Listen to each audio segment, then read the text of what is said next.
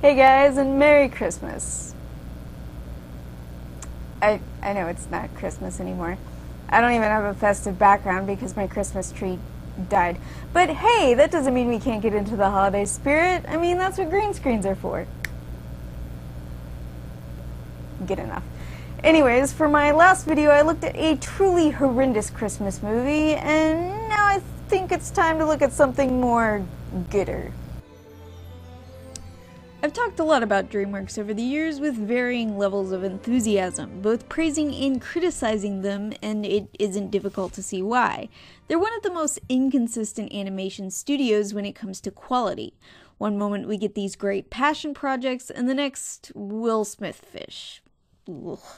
Enter Rise of the Guardians, aka Holiday Avengers. This movie came out in 2011. I reviewed it. It came out the first year that I was doing this, and I liked it. And as far as I know, other people liked it too. But not enough for it to be considered successful. In fact, quite the opposite is true.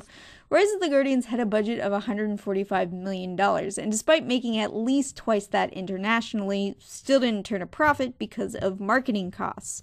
It also had the lowest opening weekend since Flushed Away, which was the movie that ended the 5-movie contract between DreamWorks and Aardman, 2 movies short. And due to this, and presumably other factors, it ultimately resulted in DreamWorks having to lay off hundreds of employees. In fact, you could argue that its perceived failure killed some of that passion, given that most of the good films that came out afterwards were sequels and therefore less of a risk. And nearly everything else is safe and marketable, to put it diplomatically. But why? Why did Rise of the Guardians fail so hard? Is it a deserved failure, or was it just too odd of an idea to catch on? Let's find out. And while we're on the subject of odd, let's explore that theory first. So right off the bat, whatever you think of this movie, it is without a doubt one of the most visually stunning DreamWorks films to date. It is a veritable feast for the eyes. As I said, it centers around a sort of weird Avengers-like dynamic with holiday icons, like Santa Claus, the Easter Bunny, the Tooth Fairy, etc., all teaming up to defeat Pitch Black, aka the Boogeyman. Our protagonist, Jack Frost, is acting as the newcomer to guardianship, having been chosen by the Man in the Moon. Okay, so it is a weird premise. Alright, let's backtrack a bit. As I already said, our protagonist is Jack Frost, who opens the film talking about the moon and how he woke up basically with no memories or directions. Just a name and a staff. My name is Jack Frost. How do I know that? The moon told me so. But that was all he ever told me. And that was a long time ago.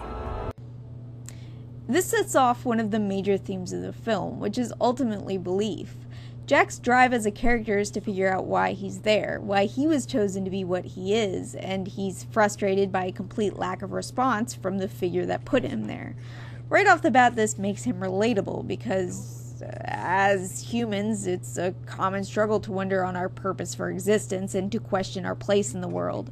Shortly after discovering that no one can see him, we have a time jump to where Jack has basically become a jaded prankster and hooligan, and we get introduced to the rest of the characters. Santa Claus is a massive Russian dude with naughty and nice tattoos and a bunch of Yetis doing all of the heavy lifting while his elves rip off the minions from Despicable Me. To be fair, they're basically just a knockoff of the Rabbids, so we'll let this slide. The Tooth Fairy is a half-bird thing with thousands of other tiny bird things, not eloquently put, but credit where it's due, it would have been easy to make this character a generic fairy. This design is infinitely more interesting and unique. Also, I have to give DreamWorks props for this scene. Leaving the party so soon? You didn't even say goodbye. A quarter. Whoa. Did nothing. I just think that scene is great. She gave him a quarter and then punched his tooth out. Brilliant. The Easter Bunny is an Aussie voiced by Hugh Jackman, and this movie does actually manage to make the Easter Bunny kind of cool, so again, props. And the Sandman is an amiable mute. They're all likable, and despite the fact that the idea of making these characters edgy or cool seems silly, it actually works. All of these characters have some awesome moments. Pitch Black as a villain is also not bad. His character runs parallel with Jack, who seems like an outsider next to the other characters because he's not actively believed in and no one knows who he is. Pitch, likewise, is no longer believed in, because as time has moved on and the Guardians surfaced, people's primal fears began to dissipate, and Pitch began losing power. His goal is to destroy people's belief in the Guardians so that he can bring back the dark and fear. I think making him a little bit more sympathetic would have improved his character a little. He could have potentially been a great villain. As it is, he's fine. There are moments when they come close, when this movie tries to explore the similarities between him and the main character, but it doesn't quite go far enough. He's one of us. Part of the European. The Guardians themselves try to protect children's faith in them by basically countering Pitch Black's attacks. When the Tooth Fairy loses her workers, the Guardians themselves take the teeth. Because Easter is the holiday that's coming up, they all invest their time in that, and this allows for some fun moments, though I think there are, again, some things that could be explored a little better. For instance, it's established that because the Guardians are so busy being Guardians, they rarely take a hands-on approach anymore. When was the last time you guys actually hung out with kids? We are very busy bringing joy to children. We don't have time. For children? This, again, is an interesting concept that's dropped pretty quickly. Additionally, the jumps between Easter and taking the teeth are a bit weird structurally. So this is a strange movie. I can see why people would be hesitant to invest their time in it, but is that really the only reason it didn't do so well? Because it's odd? Nightmare Before Christmas is odd, and while it wasn't a phenomenon when it came out, it did eventually hit cult status. While Rise of the Guardians is sort of faded from memory. I mean, I almost never remember it when mentioning DreamWorks movies, even though I gave it a pretty high score when it came out, and bought it when it came out on DVD. And I don't think it's because it's odd. Actually, when this movie first came out, it reminded me a bit of a book from my favorite writer, the late great Terry Pratchett. How many times have I mentioned him in these reviews? This is my show, so I'll mention him as many times as I can get away with. Anyways, Hogfather is the book I'm talking about, and it's ultimately about belief. Essentially, the premise amounts to some creatures that are generally referred to as the auditors of reality taking a hit out on Santa. No, seriously. The assassin who takes the job attempts to achieve it by first taking out the Tooth Fairy, because the teeth have power. Similar to this film, where it's explained that teeth are where memories are kept, except in Terry Pratchett's world, having a tooth or a piece of someone allows you to control them.